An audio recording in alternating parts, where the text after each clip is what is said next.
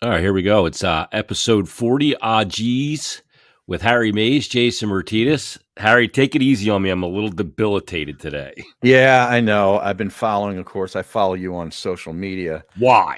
Yeah, well, yeah. What do you mean, why? You put out some good content there, man. And it's hockey season. You got to follow Jason Martinez on Twitter. But Yeah, I noticed that you were talking about being sick, and I feel like you've been sick for like 6 months. I do too. It's been like one thing after another. And Yeah, before I had kids, Harry, I don't think I got sick for a decade. right. But now I got these petri dishes that go to school Yeah. and grab germs and bring them home and Yeah, then they're little crawl on germ you. transporters, is really what they are. Exactly right. Yeah. And they just grab everything and they bring it home and they say, "Here's some for you." Right. Dad, And yeah, and take now that some of I'm this. 50, it's like, here, let's crush you with this shit. Right. And I think this one's, I don't think I had COVID until now. Ange had this too last week. So, Oh, yeah? um, yeah, I think the telltale sign here, my kids went out for trick or treating last night Yeah. and I had a Reese's peanut butter cup. My daughter got home. I couldn't taste it at all. Oh, that's a Not shame. at all. Like Yeah. nothing. It tasted like I was eating a handful of sand. Wow. Yeah, no I taste. I had 2 trick-or-treaters last night. They were my next-door neighbor kids. Did John Clark pull up as a trick or treater, Har? No, I think he was actually down at Citizens Bank Park still wrapping up things or tidying up things for the postponed baseball game. But no, he was not home for trick-or-treating. There's hardly any kids in my neighborhood. In Yeah, fact, that's I why it's think the my perfect neighbors are neighborhood. yeah, I think that my neighbors' kids, like right next door to me, are the only people with kids. Oh, And they've got like right. 4 kids all under the age of 6. So you go buy a 6-pack of like Hershey bars and you're covered. I actually bought a bag of Reese's peanut butter cups, a bag of the Kit Kat, the minis, like the one, Mhm. I guess it's like 2 sticks in it. And then I found the Reese's Fast Break candy bar. I got 2 bags of those. They are my favorite candy bar of all time. Really? And that's a Yes. bastardization. Fast Break, it's called. They're not that easy to find. I remember when they first came out, The and I yellow turned my wrapper. it's an orange kinda it's orange, yellow, and blue, I think, or Yeah. like, but man, is it good. And as soon as I tasted the first ones back when they used to make real large candy bars, I was Mhm. like, "Man, I'm hooked." And I found 2 bags, so I'm keeping those for myself. Oh, so you trick or treated for yourself too. Correct. I see how Yes. this I think works. that's what everybody does. Well, I yeah. I saw something on Twitter that this is a good opportunity. Halloween is a good opportunity for parents to teach their kids taxation. In other words, the kids bring home all the candy, and then the parents take 20%, 30% Yeah. of each bag, if you Yeah. will. You take Yeah, that is called the living under my roof tax. right. Yes, the Yeah, passing absolutely. germs on to me tax. Yeah, I mean, Yeah, we were taught that, and I know my parents dipped into my bag, sure. into my pillowcase. I'm sure it was that I brought out. We didn't bring out like little, you know, specially made baskets and stuff like that back in our day, Harry. We just Hmm. grabbed a pillowcase. Right, right. You know. Right. Yeah, you didn't have like the little plastic jack-o'-lantern bucket Yeah. that kids use, right? No. If Yeah. you had a bucket, it was the one you wore on the ice. That was Ex the only bucket you had. I knew I set you up on a tee for that one. Thank you for driving it right down the middle of the fairway. But we got Larry Bowa coming on today, a very special guest, a friend of ours, near and dear to our hearts. Loved working with Larry back in the day at the old radio station, talking baseball. And we got game 3 tonight, obviously postponed last night. I thought Major League Baseball did the right thing. They could have done it earlier in the day so Yeah. people didn't have to go down there, schlep down there, and spend money on whatever they had to spend money on. But, they made the right call, because there's nothing worse than getting these games started and then having to stop them. And it throws all the pitching out of whack, and the fan base sits there in the cold rain. It sucks. So, There's too much at yes, they're these are this playing is the for most too much important here. games of the season. You know what I Yeah, mean? Like, yeah, let's yeah, not fuck around here. Like, right.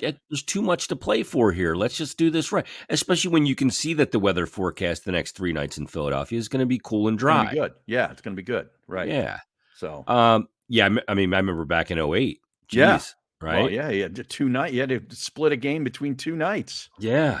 That's We always get unbelievable. this kind of weather this time of year too. Right around Halloween, it's always Mhm. wet. It's always like damp, and it sucks. I hate Yeah. this weather. This weather this time of year is just. I'd rather have winter than this crap. Wow, you prefer winter over this. Yeah, Yeah, well, yeah. I'm sure like managing in a circumstance like this is no picnic either, but he joins us right now. He is former Major League Baseball infielder for the Philadelphia Phillies. He still looks good in pinstripes too, Har. Are you It is kidding Larry me? Bowa. What's going on, Bo? What's going on, guys? Getting ready to hopefully get this game in tonight and see what happens. Well, we were just talking about that, Larry, and it's so good to see you, man. Good Miss to see you talking too here. baseball with you. I think the Major League Baseball made the right call last night. I just kind of wish they would have done it a little bit earlier, so the fans didn't get inconvenienced. But what were your thoughts? I agree. I agree 100%. I mean, everyone knew what the forecast was. I literally went down there and like an hour before, and I thought it could have been called like at 3 or 4 o'clock. But Right. Major League Baseball, obviously they didn't want to go head to head on Thursday with especially the Eagles playing. So they probably waited as long as they could, and didn't turn out too good. There's a lot of disgruntled people leaving the ballpark last night. Yeah, no doubt. But when you look at this team, they get in as the last team to get in, and then you can. I feel like you can see their belief just swelling, game after game, almost inning after inning, with the way that they've won games and just bashing. What's just been so impressive about this group to you and this run that they're on? Because you're in a situation now, 3 in Philly. You never know what can happen. Well, they've been on an unbelievable run, but the chemistry on that team is unbelievable. And I really believe it started when the playoffs started. We didn't have a real good month of September. Mm-hmm. And then once we got in, the first game against St. Louis, down 2-0 going in the ninth inning, that was a big momentum changer for us. And it's carried over all the way up until now. But, like you said, we have a good record here at Citizens Bank. I mean, I wouldn't be shocked at all if we sweep Houston. I know they're a real good team, but we play exceptionally well when we take the field here. And of course, the crowd goes to another level. I went to the Houston series and sitting next to some people that were from Houston. I said, "Is this your guys' big time crowd here?" And she says, "Yeah, isn't it loud?" And I went, "You're in for a rude awakening in a couple of days," because she thought it was really loud and I thought it was very low key. In fact, there were a lot of empty seats in the upper deck there. Really? So we'll see how it turns out. I know it's not going to really affect them that much, Houston, because they have played in New York and Boston, and I watched a couple of those games, and those fans were definitely all over them. So we'll see what happens. I know they're going to be loud tonight. There's no question about that. Yeah, let's get back to that chemistry of this squad, because Jason and I have been talking about that since the playoffs began. Like, there's something special going on here, and it is how we sort of described it. Like, when you see one of these guys gets a big hit, how the dugout reacts immediately. Like, everybody is all for everybody else. Like, it just seems to be a group that really fits together. Well, here, they're all pulling the rope the same way, and Schwarber has a lot to do with that. This guy's an unbelievable leader. He got guys together during the season, and they did some karaoke stuff on the road. I even think they went bowling together. You very seldom see that at the big league level. And it was all him and Castellanos. The two new guys that came. People, even though you make a lot of trades or sign free agents in the wintertime, it takes a while to mesh. It just doesn't happen 6 weeks into spring training. And then, it seemed like coincidentally they got rid of Joe, who I thought was a good baseball guy, hired Rob Thompson, and things started to click. He gave them an unbelievable trust thing. He kept the lineup, basically the top 5 or 6 guys in the lineup, the same every day. He handled the bullpen the same. So I think that consistency and his calmness in that dugout really, really helped this ball club. Hey, Bo, when you look at it, and you mentioned Rob Thompson, like he comes in and he grabs it and he's able to just speak to guys. We see that in a lot of sports where when they make a change, it's not necessarily the difference in message, because maybe the message isn't that different, but it's difference in messenger. Is it the same way in MLB like it is in other sports in that regard? Yeah, I believe so. I was with Rob in New York with Joe Torre, and Rob has definitely paid his dues. He's ridden on buses in the minor leagues. He was in charge of the whole Yankee minor league system. He coached for Joe Torre. He has a lot of Joe Torre traits. He's very cool under pressure. If the camera were on him and we were down 10-0 or up 10-0, you couldn't tell the difference. Same as Joe Torre. So obviously, sometimes in baseball, it takes one day to get a reputation, it takes 30 or 40 years to get rid of it. And I'm sure baseball people thought this guy's a real good coach. He could be a bench coach, a first base coach, a third base coach. He really never got an opportunity. And now he got an opportunity, and he's taken the ball and run with it. And the Phillies have rewarded him with a 2 or 3 year contract, which I think he definitely deserves. But I think he deserves a lot of credit for the turnaround here. And of course, the players have to go out and do their thing, and they've responded to him unbelievably. Yeah, you really got to give ownership and the front office credit too for hitting the eject button on a guy with a brand. I mean, Girardi has a brand, a baseball brand, and came from the Yankees and had success there, and that's why he was brought in here. And here, this early in his tenure, to say, "Hey, it's not working. We gotta do something." To do that takes a lot of. You got to give him a lot of credit for that. Dave Dombrowski, he's not afraid to pull the plug on things. Even during the trade deadline, they weren't what you call earth-shattering moves, but they were very good moves. Mm-hmm. And he has a way of putting together a championship baseball team. And no one thought at the trade deadline, in fact, I was in those meetings, he said, well, we have a chance for these playoffs.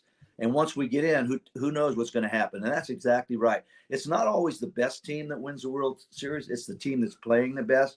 And up until now, we've been playing as good as anyone, just as Houston's been playing as good as anyone. So these next games here, whether they're at Citizens Bank Park or in Houston, are probably going to determine what happens here. It's going to be hard to sweep these guys 3 straight, but I think it can be done. And I really believe, guys, that this rainout helped us. Nothing against Syndergaard. We can put him back in the bullpen. Hey, skip him. Right? And now you got Suarez starting tonight, and I'm sure they're going to try to stretch him out.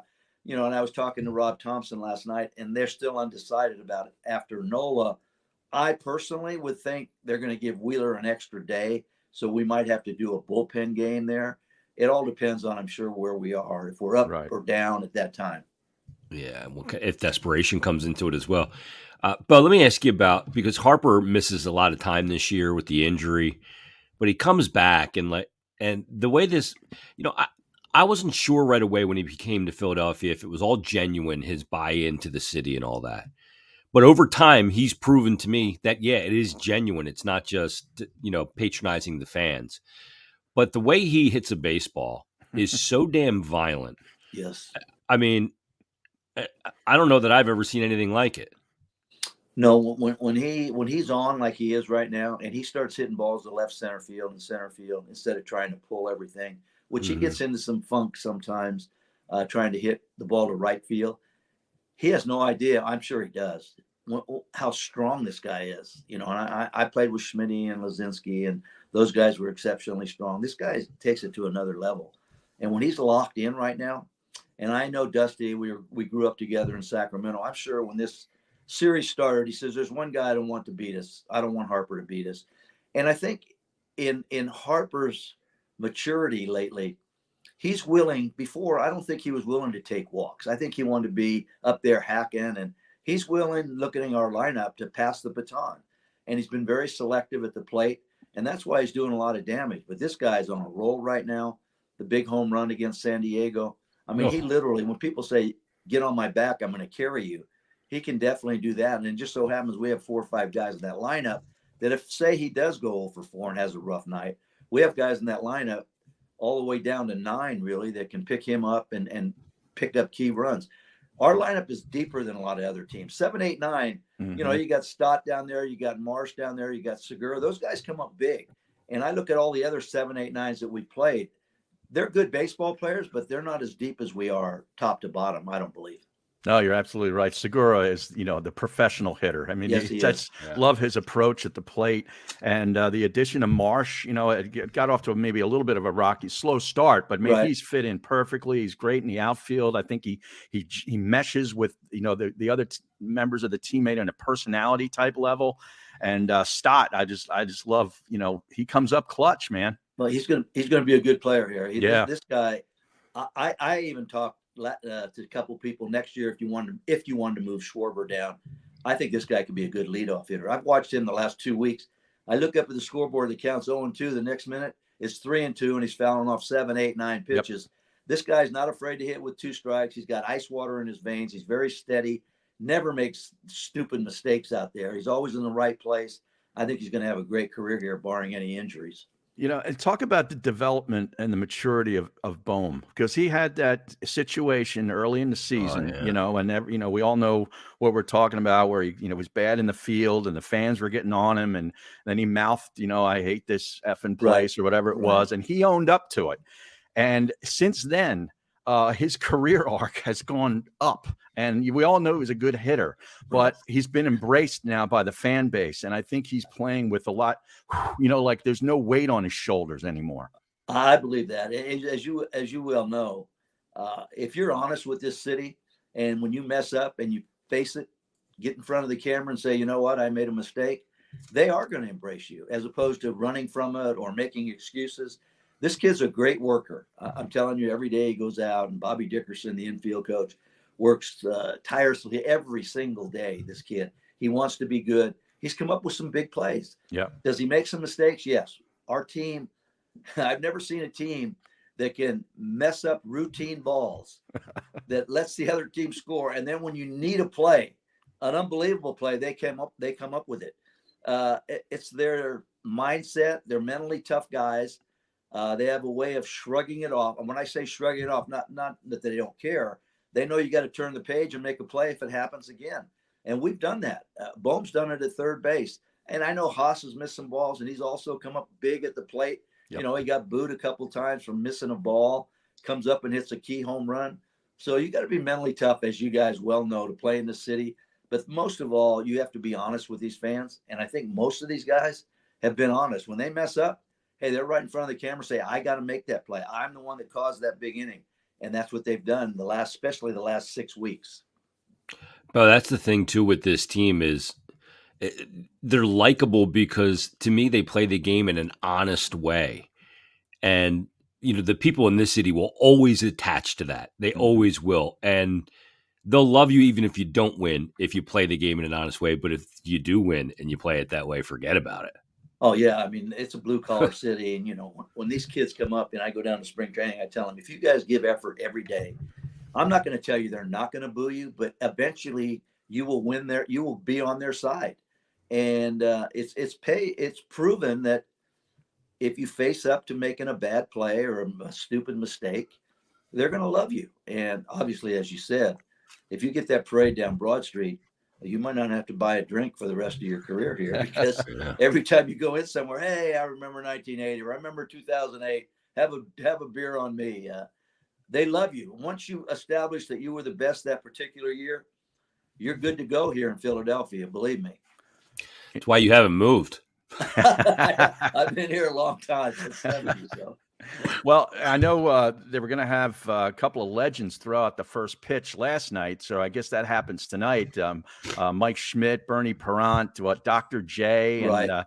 I'm forgetting one. The Eagle lineman, I think, or linebacker, the one that was in the Super Bowl. I'm trying to think. God, I can't think of his name right now. Bill Berge? Who? No, not Berge. He's still playing. He's still playing, the guy with the Eagles. Oh, Brandon Graham? Yes. I think Brandon Graham was the other one. Yep. So. When are you throwing out one? Are they going to put you out there for game 4 throw or 5? BP tonight, Harry. They tell me they don't want me to throw it out because they think I can still play, and I start laughing at them. That's going to be quite a cast. And I look back at 1980, where every single team went to the last round. Yeah. The Sixers, the Flyers, the Eagles, and us. We were the last one standing, but it's hard to get 4 teams go all that way. And I'm looking at the Eagles this year. I'm looking at our team this year. I'm looking at the Flyers, vastly improved. And we know on paper, I know you don't win them on paper, but the Sixers have a very good team. Yeah. So maybe we can get that mojo going again in the city, where you have all 4 teams that are competing for the final thing at the end. Yeah, they won a road game last night without the big fella. So that's, right. They're starting to figure it out. But, man, I'll tell you, it's a great time in Philadelphia right now. Unreal. It really is. It really is. Well, we know you got things to do this afternoon before the game, so we really appreciate a couple minutes of your time. I miss talking baseball with you, man. Well, let me ask you this: are you still golfing? Yeah. We gotta hook up, man. Well, let's go. That's the last time when you got hurt, you were on a golf course. I know. So we got to go out and whack it around a little bit. Let's do that. We can do that. I'll set that up. Guys. Thanks, Larry. Thanks for doing this. All right, my pleasure. And let's go, Phils. We need 3 more wins here some way. Yes. Go Phils. You got it. All right, guys. All right, man. There he is, Larry Bowa. I love that guy. He's great. He's great. Fantastic. I Yeah. love talking to him.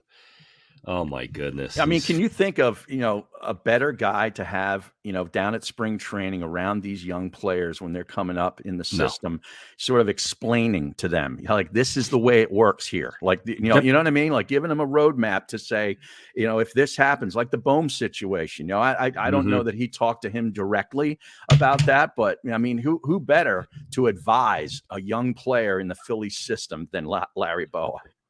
Yeah, because not only did he play here and gets the fans and everything too, but he was a great player here. Yeah. That's the thing. And he's not from here. I mean, he grew up in Northern California, like exactly. Sacramento area and stuff. Yep. So, like he had to adjust and sort of acclimate himself. And it wasn't always rosy back in the 70s when you were coming up with those great players. So yeah, and awesome. And for Bo too, he's a guy that managed for a long time, was on a staff, obviously, with Joe Torre in New York for all those years. It was with Rob Thompson, actually, he just mentioned. But yeah, I mean, he's a fantastic resource to have around and for guys to bounce stuff off of. He's just an old ball player. Yeah. You know what else is a fantastic resource? What's that? Wealth Advisory Services, Jason. If you don't know them, you should, because Paul, Dave, and their entire team have over 100 years of first-class service, working with all different levels of investors across the country. And there's something way more powerful than luck or coincidence that brings financial independence within reach, and that's planning. And as professionals dedicated to continuing education and a high standard of ethics, they leave nothing to chance. Wealth Advisory Services coordinate with other trusted pros to ensure seamless management of your assets with services that range from portfolio management, insurance, tax, estate, retirement planning, and beyond. They're located in Bucks County and Cape May, New Jersey. WealthAdvisoryServices.com, a personalized approach to managing your wealth. There you go. A little Wealth Advisory Services. I want to touch on a couple other things, Harold. First of all, the Eagles. I mean, Jesus. Yeah. I got an invite to go to the game from my father-in-law. He's a Steeler fan. Oh, okay. So this past Sunday, yeah. Yeah, but I couldn't go because I didn't even know at the time that I wouldn't be feeling well. I had other stuff already planned for my son's hockey team, which I couldn't attend anyway because I ended up being in bed sick. But, I mean, they just belted them. Yeah, I mean, they were, 10.5, 11.5, 12-point favorites. I took them. I laid the points, and I had no qualms about it, as I will on Thursday night. I'm laying 13 points against the Texans on the road. I mean, this team is just, forget about, the rest of the NFC for a moment. When you start looking at the NFL, it's the Eagles are right there with Buffalo and Kansas City, and they're just a notch above the next level. It's those three teams right now, and now a lot can change. There's a full half season to go, and they've managed to avoid the injury bug thus far with key personnel. So, we'll see how this plays out. But right now, they are at that top echelon. I know 7-0 and so forth, but and you can poke holes in their schedule if you want. They did beat Minnesota, who I think is a really good team, who only has that one loss. And they're on that next level down to me. Minnesota's like just a rung down, but right now they're as good as anybody in the NFL. You're starting to figure out that the quarterback is the guy. I'm really, I've gotten there. When I'm watching him throw those passes to AJ Brown on Sunday, where he just dropped them right in the bucket. They were just perfect throws. I mean, when he started here, he wasn't able to do that. No. And he's got a work ethic that is, as good as anybody, you've ever seen. And he's going to continue to get better. Yeah. That's the other thing. As long as he can stay healthy, I think the sky's the limit for this offense. It's just, I mean, who do you try to stop? Because if you try to isolate one guy, Goddard will step up. Miles Sanders will step up. Devontae Smith, there's just so many guys that can kill you. Yeah, and they're so good up front on both sides of the ball too. Right. And the thing is, like with Hurts, you go, we're coming into this year, should they trade for Deshaun Watson? Should they do this? Should they do that? Russell Wilson. There was a lot of questions like, okay, is he the right guy? If we were asking this question, that gives you your answer. But he's come in and just been unbelievable. And you got to give the coaching staff a shit ton of credit too. I mean, Yeah, you do. I This mean, guy's you done a know, good job. the defensive coordinator, we're not pissing and moaning about Gannon right now. No. They're doing a great job. You got to give Howie a lot of credit because all the personnel that he brought in here. When you start thinking about Hassan Reddick, Kaiser White from the Chargers, they drafted N'Kobe Dean, who is a young player. Robert Quinn they just brought in from the Bears, who is an established stud. He had 18 and a half sacks last season. That's ridiculous. He's got over 100 sacks in his career. He's a 3-time Pro Bowler. And is he near the end? Maybe, but he's only got one sack this year. Yeah. Okay, so that kind of raises your eyebrows, saying is he done? I don't think he's done.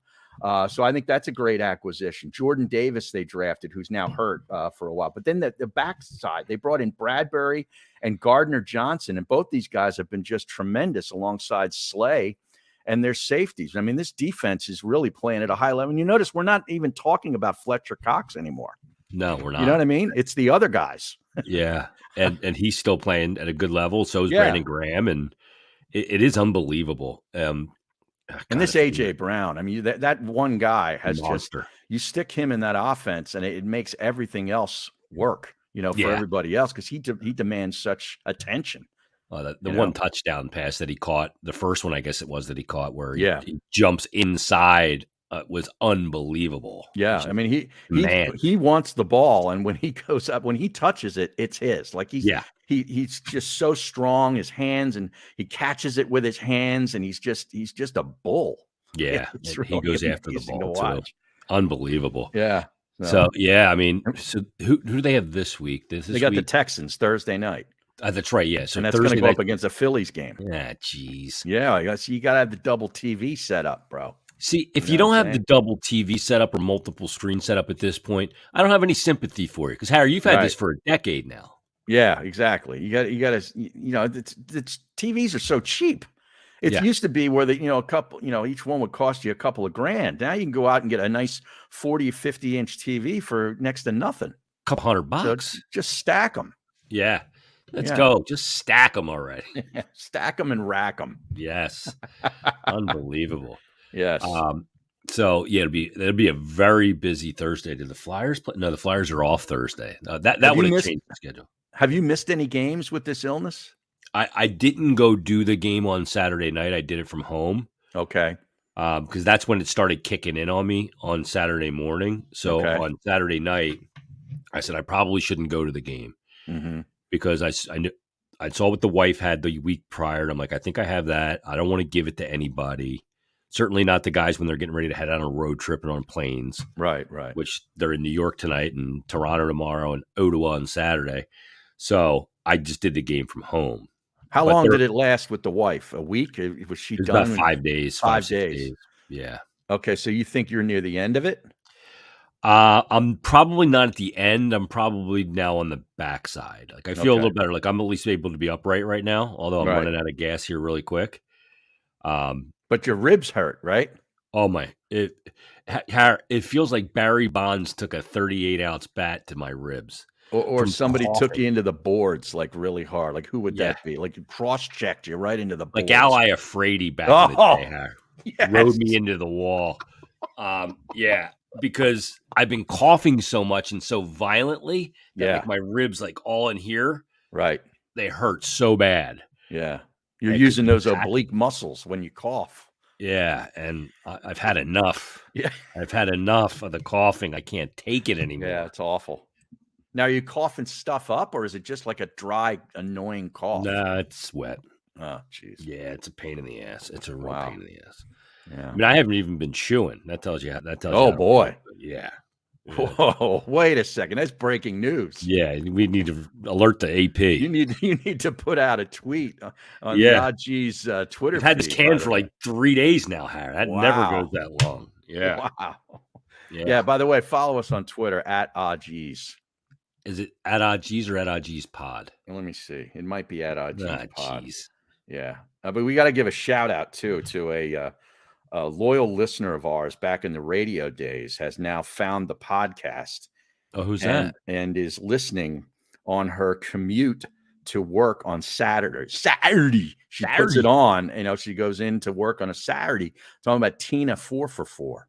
Oh, wow. I haven't Yes, heard her. yes. Yeah, how's she doing? Yeah, doing well. Loves the podcast. Yes, it's at G's Pod. Okay, good. Yeah, at G's Pod. So Why don't you tell the people about Fudge Kitchen, Harry? yeah, you could use a little fudge right now. Oh, I Maybe could. maybe you I got don't a know little if I can fudge. taste it. Yeah, that's right. In the Halloween basket last night, but yeah, you can't taste it right now. But they're an official sponsor of Not For Long Media and the G's Pod. The original Fudge Kitchen is a staple of the Jersey Shore. 6 locations in Cape May, Wildwood, Stone Harbor, and Ocean City. The original Fudge Kitchen, they make all their fudge right in the store on the location, guaranteeing a delicious product. So stop by and let them know that N4L, Not For Long, sent you. If you aren't able to visit in person, that's not a problem because they ship across the USA. Check them out at fudgekitchens.com. The original Fudge Kitchen, shipping fudge and sweet treats across the country. It's the holiday season now. A lot of, this is when you eat the sweets, starting with Halloween, Thanksgiving, you get a little Pie. sweet tooth, and then in Christmas, the New Year's, this is the time. Then you go to the gym. Right, and then you take right into Valentine's Day. Yes. Let me ask you, Harry, do you think series split at 1 right now, coming back to Philly for 3? Mm-hmm.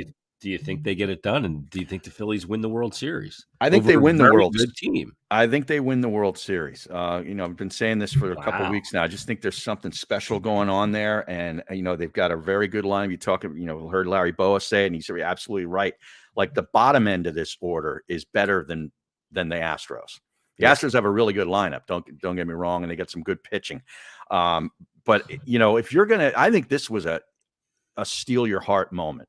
If you have Justin Verlander, who's going to win his 3rd Cy Young, on the mound, and you got a 5-0 lead in game 1 of the World Series at home, and you spit the bit, I think that was the end. I really do. I know the Astros came back and won game 2 and beat Wheeler. I get all that. You weren't going to sweep them, but Justin Verlander has not won a World Series game in his amazing career. Do you realize that? That is amazing. It is incredible. But he's unbelievable. He really is. And he has Kate Upton, which is nice. Yeah, which is not bad. McCullers and Suarez tonight. McCullers is tough. Right hand, he's got a great curveball. Suarez, they got to get at least 5 1/3 innings out of him tonight. I need him. I need him to get into the 6th inning, ideally. Then you got Javier against Nola. We like Nola in that matchup. And then Verlander possibly against Syndergaard in game 5. Now, this obviously depends on where they are. Like if they're up, let's just say it's 2-2. This is the question. I should have asked Larry this. If it's 2-2 for game 5, and you're thinking about, right now it's Syndergaard and a bullpen game against Verlander, don't you put Wheeler in that game, forget about the extra day off, and try to win, get the 3-2 lead to go to Houston? To put him on the ropes? Yeah. That's probably what I do. I think that's what you got to do, right? Yeah, I think you have to. I mean, they do catch a little bit of a break because they can skip Syndergaard because of yesterday, and they can go to Suarez. But yeah, I think you might have to. I mean, if it's 2-2, if you're up 3-1, then. But then if you're up 3-1, don't you want to clinch it? You know what I mean? Like you want to put them out as quick as you can. Yeah, you don't want to mess around and go back to Houston if you don't have to, obviously. Oh yeah, big time. But that's the thing. Like, do they move Wheeler from game 6 to game 5 if it's 2-2 or if they're up 3-1? That's going to be, that could be the series. That's going to be the balls move that Rob Thompson's going to have to make. Yeah, he's going to have to figure that out. So. And because you don't want to go back down there. You've been so good at home. So, I don't know. Now, tonight should be interesting. Yeah, it will be interesting. Did you see there was a death in the hip hop world yesterday? No. Last night, I believe this happened. Oh, I forgot to pour one out, Harry. Down in Houston. Migos, the band, the group Migos, they're like a trap rap kind of band, hip hop artists that I used to play back when I was doing rap is rap, hip hop is hip hop. Okay. At the old station. And me and Sal Chunas used to always goof around about Migos. But the guy, the member is Takeoff. That's his name. He was shot dead last night in Houston in a dice game at a What? club, at a private party at some club, I think, in Houston. They were having a dice game, and Takeoff got shot and he killed him.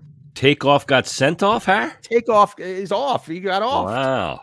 Now, you remember the song? That's a serious dice game when they're going to kill somebody. It's awful. Get the Bag. Do you remember that song with Gucci Mane and Migos? I used to play it. Oh, yeah. I do remember that. Yeah. Because you used to have fun with Get the Bag. So, yeah. That's the group. Oh, man. And he's Migos. gone now. Yes. Well, I think they're from Atlanta. I think. I'm going to have to pour a Diet Coke out for him, Harry. That's terrible, man. Yeah. Playing dice. You shoot a guy?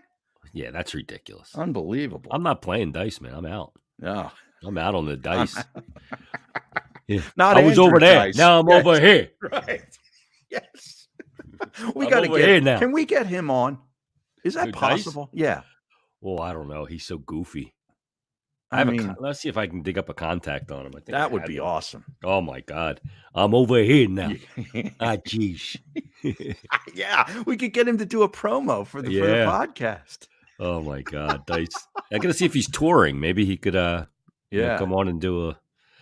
Yeah, he's an absolute riot. He's one of my favorites. That's for sure. He definitely is. All right, I can tell you're starting to lose some steam. Yeah, I'm struggling bad. Yeah. Right now. All right. So you need to get some sleep.